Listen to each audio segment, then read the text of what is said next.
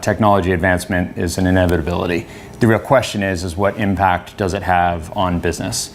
To study this, we looked at small businesses in particular, and we looked at what kind of technology they use, and we also looked at their performance. In summary, what we found is that there's actually three very distinct groups of small businesses based on the technology that they use. We've classified them into segments we call laggards, technology laggards, followers, and leaders.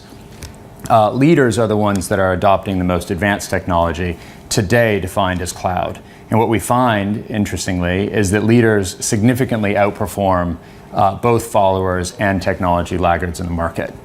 So when we dug in deeper to understand what are the drivers of this difference in performance, there were really three things that we found.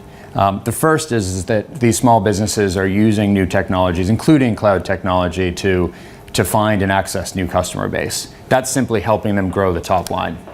The second thing that they're doing is they're using cloud computing to scale their businesses very efficiently. The pay-as-you-go model with cloud computing means that we're essentially leveling the playing field between what big businesses used to do and what small businesses now can do. And third, small businesses are using cloud technology and technology generally to basically create brand new business models. These are businesses that otherwise couldn't exist without technology, but because of the new technology and the ability for small businesses to reach new customer bases and new suppliers, they're able to create value that didn't exist before. So what's interesting is that we studied 5 different markets. We studied several developed markets, Germany and the US. We also looked at India, Brazil, and China. One of the things that surprised us is those technology leaders, the companies that are adopting the advanced technologies, typically defined as cloud technologies, are even more advanced in the emerging markets than they are in the developed markets.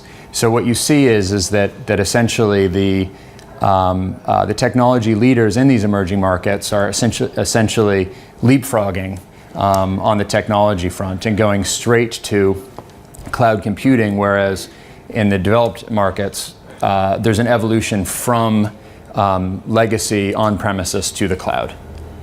In terms of potential policy implications of some of these findings, there's really 3 things that I would highlight. We described several more in the reports, but the 3 I would focus on are affordability, accessibility, and capability. So accessibility is essentially making sure that the small businesses in a given economy can access the cloud resources that are available today on a global scale.